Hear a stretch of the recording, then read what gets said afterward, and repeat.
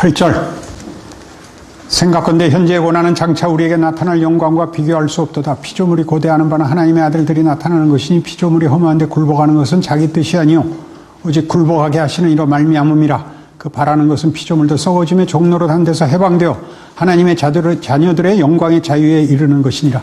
우리가 영광의 자유가 이르도록은 피조물이 썩어짐의 종로릇해서 누가 실권을 쥐고 있는 것 같이 보인다고요? 사망이, 죄가 그 속에 있어요. 그 속에 우리가 있대요. 피조물이 다 이제까지 함께 탄식하며 함께 고통을 겪고 있는 것을 우리가 아느니라. 그뿐 아니라 또한 우리 곧 성령의 처음 익은 열매를 받은 우리까지도 속으로 탄식하여 양자될 것 곧 우리 몸의 속량을 기다리느니라. 우리도 탄식해. 약속을 받았는데 구원을 받았는데 우리도 탄식한다. 정상적인 거라고. 뭘 만들고 있는가를 계속 물어야 돼요. 그 싸움을 해야 돼요. 얻어맞고 넘어지라고. 그리고 일어나라고. 한 번씩 휘두르라고. 결국 졌잖아. 오늘은 졌지. 내일은 다시 할 거지. 또 해야지. 또 해야죠. 늘어요. 여러분이 어디서 실력이 는 줄 아냐 하면 어떤 사람이 어느 날 여러분한테 물어. 나는 예수를 믿는데 이런 게 안 된다고. 그때 갑자기 보여. 자기가 그걸 넘어온 게 보여. 자기한테는 질문이 아닌걸?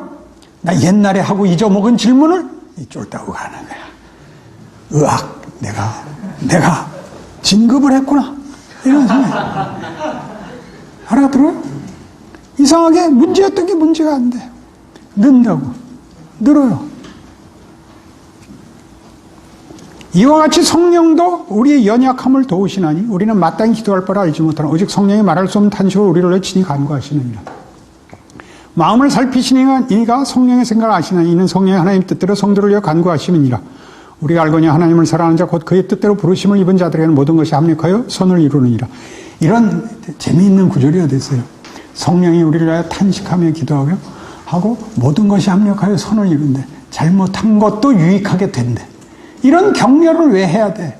우리의 지금의 탄식, 지금의 불만이 그게 정당한 불만이 아니라고. 걱정하지 말라는 거예요. 걱정하지 말라는 거야.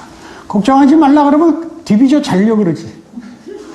그러니까 우리의 차원이 율법주의 세계관에서 벗어나지 못하고 있으니까 잘하고 못하고 외에는 없지. 은혜를 받았잖아. 더 나가는 거지. 어디로 가자 그랬다고? 자발성. 그 자발성을 위해서 뭘 준다고? 기회를 준다고. 경험을 준다고. 잘잘못의 기회, 정황, 선택, 결과를 보게 한다고. 그래서 우리로 하여금 가치, 진리, 의미, 명예에 대해서 배우고 나아가게 한다고. 그 시간이 이렇게 귀중한 거라고. 우리를 실체화시키고 만들어내는 것이라고. 명분을 외우고 정답을 외우는 정도가 아니라고. 기계적인 결과물이 아니라고. 이렇게 성경이 얘기하는 거예요. 합신도 아마 합력하여 선을 이룬다에 준 말일 거야. 그래서 이 말을 해요. 하나님이 미리 아신 자들을 또한 그 아들의 형상을 본받게 하기 위하여 미리 정하셨으니 이는 그로 많은 형제 중에서 맏아들이 되게 하려 하심이라. 또 미리 정하신 그들을 또한 부르시고 부르신 그들을 또한 의롭다 하시고 의롭다 하신 그들을 또한 영화롭게 하셨느니라. 영화롭게 되는 건 미래형인데도 미래적 사건인데도 이거 전부 완료형이에요. 이게 전부 완료형이라고요. 예언적 완료죠. 하나님의 뜻 안에 확정된 겁니다. 그걸 시간 안에 살아보는 것이고 각각의 인생을 자기의 경우를 사는 것입니다. 알아들으신다, 못 알아들으신다. 못 알아들어도 믿는다. 그리고 그 유명한 이제 31절 이하가 나오죠. 그런즉 일에 대하여 우리가 무슨 말하리요? 만일 하나님이 우리를 위하시면 누가 우리를 대적하리요? 자기 아들을 아끼지 아니하시고 우리 모든 사람을 위하여 내주시니가 어찌 그 아들과 함께 모든 것을 우리에게 주시지 아니하겠느냐?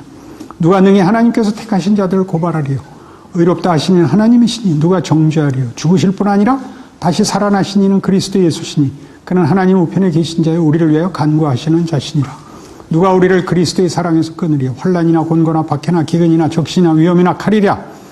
38절 내가 확신하노니 사망이나 생명이나 천사들이나 권세자들이나 현재일이나 장래일이나 능력이나 높음이나 기쁨이나 다른 어떤 피조물이라도 우리를 우리 주 그리스도 예수 안에 있는 하나님의 사랑에서 끊을 수 없으리라. 왜 해요? 왜? 지금 그게 의심스러운 정황 속에 있기 때문에. 내가 정말 제대로 가는 게 맞나? 내가 이래갖고 이기긴 이길 것인가? 라는 현실 속에 있기 때문에 걱정 말라는 거예요. 그래서 이 8장이 있는 거예요. 알아들어요? 그러면 여기까지 오는 데 있어서 우리가 살펴간 자유라는 것이 뭐였다고요? 자유, 자발성. 예수 그리스도의 순종에 참여하는 겁니다. 그리스도께서 아버지의 뜻을 따르기로 하여 그의 시간과 공간과 경우와 조건을 스스로 바친 것까지, 우리가 스스로 바치게 되는 자리까지, 그건 채찍질해서 만들지 못합니다. 굴복을 시키는 게 아니고 나를 항복을 시켜 내가 자원하여 그 일을 해야 되는 것입니다. 이 일이 자유라는 것을 주어야만 일어나는 일입니다. 우리에게 자유가 주어져서 내가 선택하고 내가 결정을 해야 되고 내가 책임을 지기로 하는 것으로 이것은 되는 겁니다. 그러나 이 문제에 관한, 이 자유에 관한 문제에 관한 지금 얘기하는 이 자발성이라는 것을 조금 더 구체적으로 설명할 필요가 있습니다. 그 자발성이 어떤 식인 것이냐, 말하자면 의지냐, 분별이냐, 안목이냐, 지혜냐 하는 그런 것들이 아니고 훨씬 실체적인 것이다 하는 얘기를 알 필요가 있습니다. 마태복음 13장으로 갑시다. 마태복음 13장에는 하나님 나라 비유가 들어 있습니다. 하나님의 나라라는 것은 조지 엘던 라디의 The Gospel of the Kingdom 이라는 책이 제일 잘 되어 있으니까 읽어보도록 하십시오. 하나님 나라, 나라는 오늘날 우리 현대인들에게는 자원입니다. 나라가 땅입니다. 땅. 그러나 이 복음서가 쓰여지는 초대 사회에서는 나라는 통치권입니다. 통치권. 하나님의 통치. 하나님의 통치란 어떤 것이냐? 우리 자유에서 다뤘던 우리가 겪는 갈등에서 하나님이 우리를 어떻게 아담의 유전인자 속에서 예수 그리스도의 유전인자로 우리를 승리케 하시느냐 하는 것이 말하자면 주의 영이 들어와 계시는, 주의 영이 일하시는 것을 하나님의 나라라고 얘기할 수 있습니다. 우리가 나중에 가서 볼 천국 말고 하나님의 통치에 각각에게 허락된 구체적 임재입니다. 그 하나님 나라 비유의 첫 번째가 씨 뿌리는 비유입니다. 여러분 잘 아시니까 본문을 생략하고 10절 보시면 제자들이 예수께 나와 이르되 어찌하여 그들의 비유로 말씀하시나이까? 대답하여 이르시되 천국의 비밀을 아는 것이 너희에게는 허락되었으나 그들에게는 아니 되었나니 무릇 있는 자는 받아 넉넉하게 되되 없는 자는 그 있는 것도 빼앗기리라. 그러므로 내가 그들에게 비유로 말하는 것은 그들이 보아도 보지 못하며 들어도 듣지 못하며 깨닫지 못함이니라. 이사야의 예언이 그들에게 이루어졌으니 일렀을 때 너희가 듣기는 들어도 깨닫지 못할 것이요 보기는 보아도 알지 못하리라. 이 백성들의 마음이 완악하여져서 그 귀는 듣기에 둔하고 눈은 감았으니 이는 눈으로 보고 귀로 듣고 마음으로 깨달아 돌이켜 내게 고침을 받을까 두려워함이라 했느니라. 그러나 너희 눈은 봄으로 너희 귀는 들음으로 복이 있도다. 내가 진실로 너희에게 이르노니 많은 선지자와 의인이 너희가 보는 것들을 보고자 해도 보지 못하였고 너희가 듣는 것들을 듣고자 해도 듣지 못하였느니라. 이 비유가 어렵다는 것은 약간 이해가 되지 않죠. 너무 쉽잖아요. 씨를 뿌렸는데 길가에 떨어지거나 돌짝밭에 떨어지거나 가시떨기에 떨어지면 못 자랍니다. 좋은 땅에 떨어져서 다른 방해물이 없어야 많은 열매를 맺는 것이 사실입니다. 그러니까 여기서 문제는 씨에 관한 문제가 아니라 땅에 관한 문제였습니다. 분명히. 그러니까 좋은 땅에 떨어지면 당연히 맺어야 할 열매가 땅이 나쁜 관계로 결실하지 못한다. 이렇게 분명하게 들립니다. 그런데 제자들이 나와서 못 알아듣겠습니다. 그러니 설명을 좀 해 주십시오. 그러자 예수께서 이건 이사야의 예언이다. 너희가 들어도 보아도 모른다. 그러니 우리가 이해하는 씨 뿌리는 비유거든요. 밭의 비유가 아니고 씨는 하나님의 나라입니다.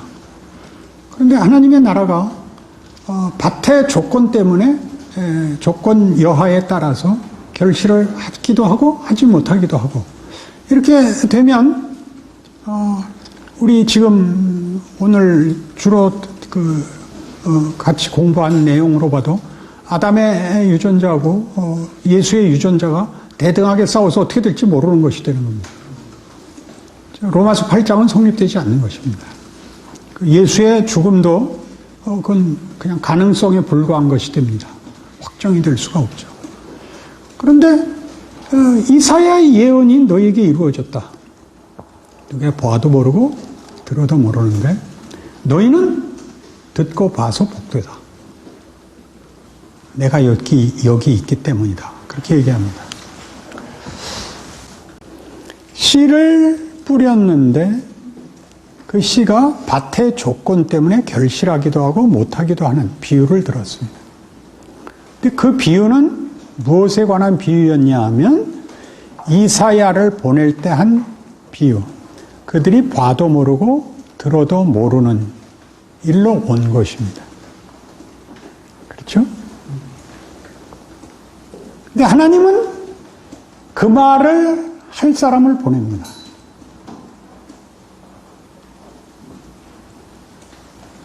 봐도 모르고 들어도 모를 사람들 앞에 이사야를 보내고 예수를 보낸 겁니다.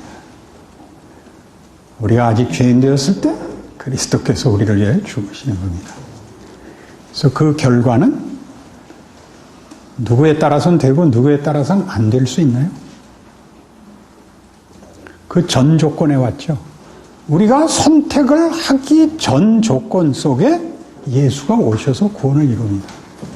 그러니 이 씨 뿌리는 비유 혹은 또 우리 이해하기 좋게 해서 밭의 비유는 비유가 무슨 말인지 앞뒤가 안 맞기 시작을 합니다. 밭하고 상관없는 얘기 아닙니까? 우리가 요청하지 않고 필요를 알지 못했을 때 예수가 온 거 아닙니까? 가서 얘기해도 못 알아듣는 놈들을 위해서 이사야를 보낸 거 아닙니까? 뿌려도 다 날지 말지 한 거를 뿌려본 거 아닙니까? 알아듣는 놈들한테만 결실이 돼야 되는 건데 알아듣는 놈은 하나도 없는 거 아닙니까? 이사야 때에도 없고 예수 때에도 없고 이스라엘도 모르는 거 아닙니까? 그렇죠. 이 비유는 어렵죠. 이 비유는 왜 했을까요? 씨가 이긴다 이겁니다. 씨가 이긴다. 이 비유의 중요한 점은 결실을 못한 밭들이 뭐냐 하는 것이죠. 돌짝밭, 가시떨기는 그 씨에 꽃을 피울 수도 없고 열매를 맺을 수도 없습니다. 좋은 땅은 그 씨에 꽃과 열매를 맺습니다. 여기서 꽃밭이라 그러면 꽃밭은 밭의 이름입니까? 꽃의 이름입니까?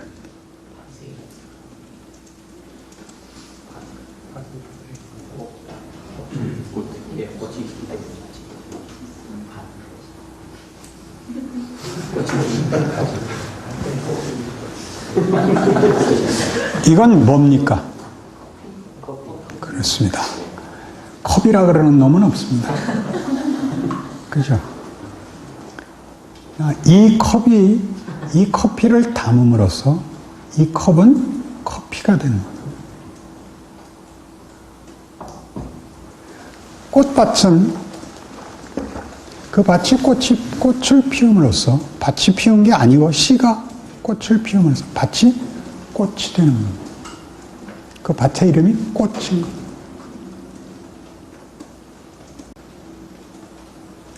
예수 그리스도께서 우리 안에 오셔서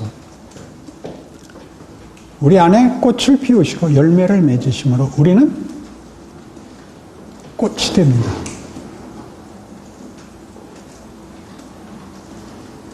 그 꽃이 피고 열매를 맺는 과정을 우리가 겪습니다.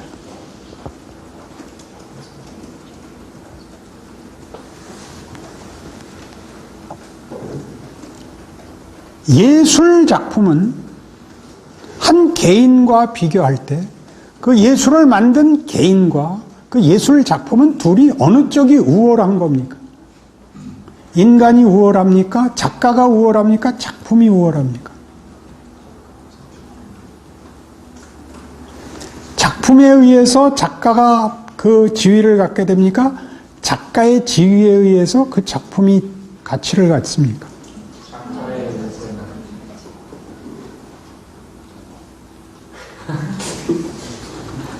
모든 작품에서는 작가는 위대하지 않습니다.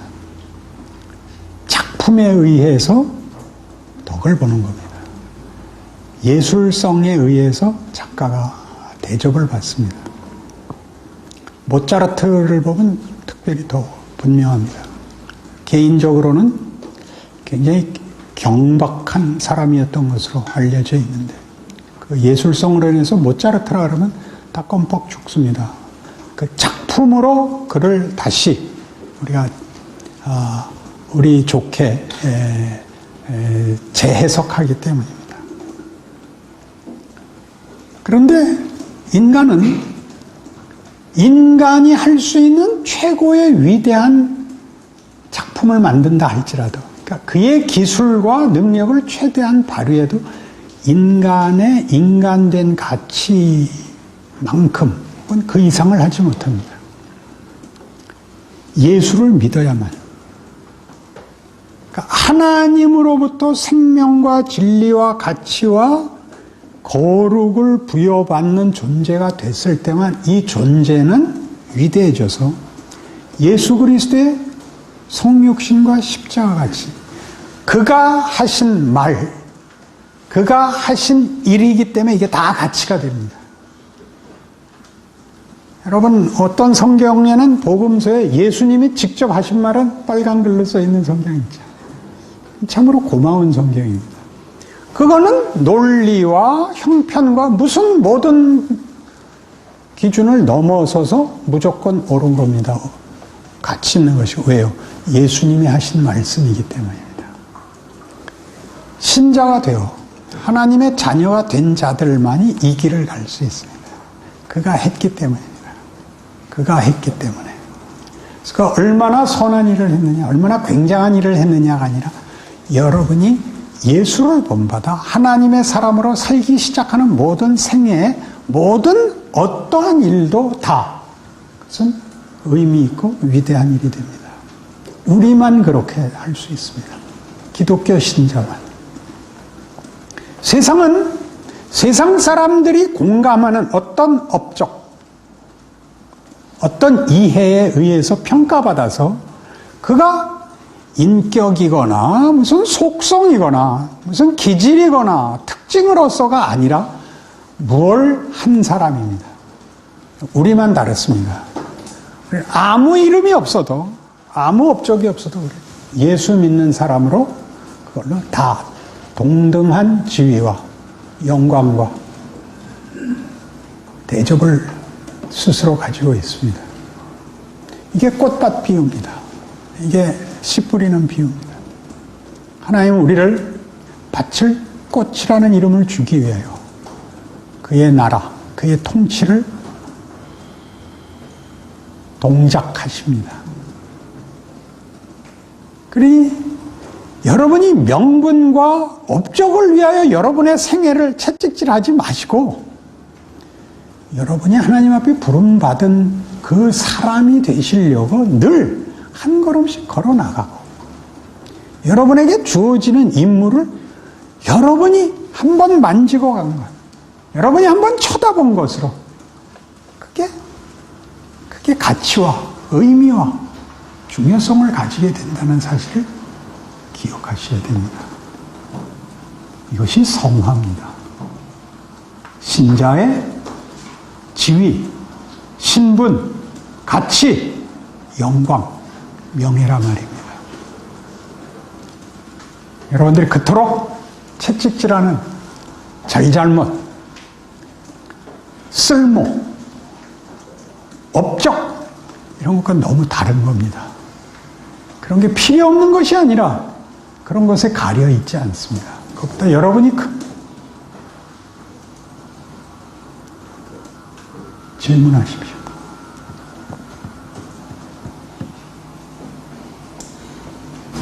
그래서 오늘 그 로마서 8장에서 말하는 그 고난은 그러면 우리가 흔히 생각하는 그런 진짜 고생하고 그런 고난의 종류가 아니라 육신의 몸을 입고 사는 사람으로서 성령을 따라 살아가려고 할 때 필연적으로 겪을 수밖에 없는 그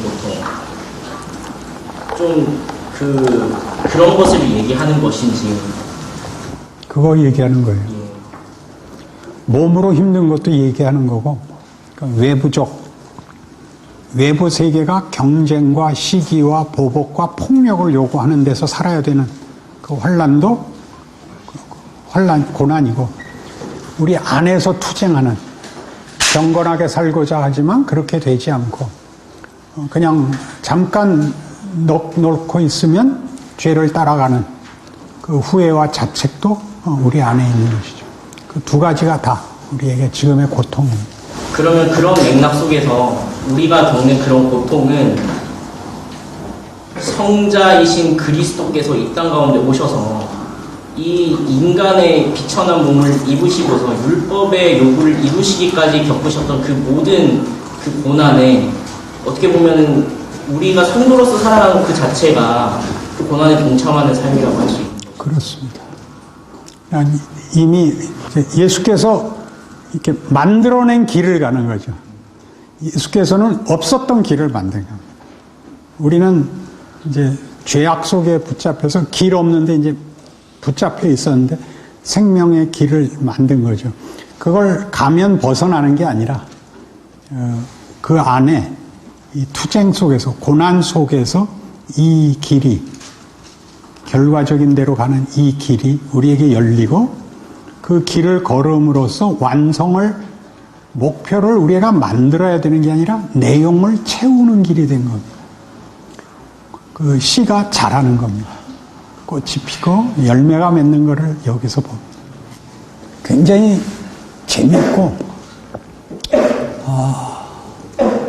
감동스럽습니다. 그리고 또 한심해지고 그럽니다.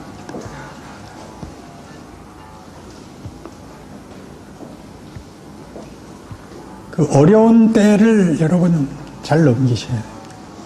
어려운 게 일을 한다. 내 마음에 안 드는 게 일을 한다는 걸 꼭 기억하시고. 그러면 하나님께는 왜 자발성이 중요하신가요? 부모와 자녀 관계에도 부모가 자녀를 조작하는 대상으로는 요구 안 합니다. 어느 부모도. 네 인생을 살아 이렇게 얘기하는 거 아닙니까? 공부는 해야 돼. 그렇지만 네 인생을 살아. 그렇게 얘기하지 누가 넌 그냥 내가 대가리 수술해서 뇌를 전부 공부로 바꿔놓게. 그러는 부모는 없습니다. 하나님이 우리를 그의 형상으로 만드셨습니다. 교제의 대상으로, 관계의 삼위일체라는 표현이 갖는 뜻이기도 하고 하나님에 대한 우리의 삼위일체가 굉장히 중요합니다. 하나님의 관계성, 교제성이라는 것. 그게 가장 사실 저희의 행복한 거예요. 그렇습니다. 예. 그러니까 사람은 일을 잘하는 것 이상으로 관계성을 잘해야 됩니다.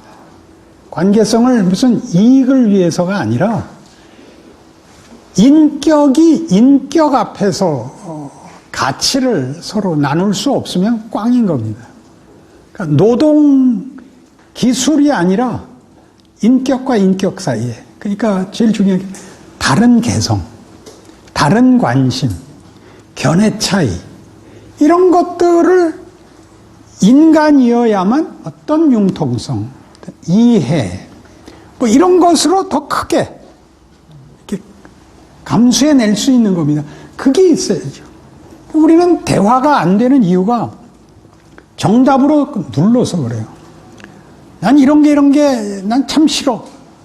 난 좋아. 이렇게 말하는 건 무례한 겁니다. 상대방이 얘기할 때는 상대방 얘기를 존중해서 들어야 되는 거예요. 쟤는 삼각형을 싫어하는구나. 그래서 동그란 모자를 쓰는구나. 이렇게 이해를 해야 돼요. 난 세모가 좋아. 그렇게 얘기하는 거는 물어봤을 때. 우린 말을 이렇게 끊고, 그리고 상대방이 가지는 어떤 기분, 그때 어떤 호소를 안 받아줍니다. 왜요? 겁이 나서. 받아줄 여유가 아무도 없거든요. 누가 힘든 얘기를 하거나 쓸데없는 사설을 늘어놓으면 귀찮은 거예요. 그래서 우리는 다 재수없게 굴어요. 왜 재수없게? 그만하라는 거예요. 난 네 얘기 안 들을 거니까 내 얼굴 보고 계속 할 말이 생각나? 이런 얼굴로 째려 서로. 근데 선택의 여지가 없어. 다 그러니까. 그래서 알던 놈하고 그냥 사는 거예요. 밤낮 재수 없는데 그냥 같이 사는 거예요. 가장 가슴이 아파요. 교회가 따뜻하지 않아. 예수를 믿었는데 인간성이 나아지질 않아. 무례해. 성의가 없어. 이런 건 흉을 봐갖고 되는 게 아니에요. 스스로 알아야 되는 거예요.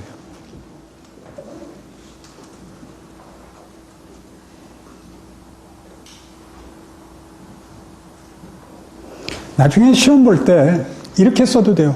하나도 못 알아듣겠다. 그래도 돼요. 그래도 B 플러스는 줄게.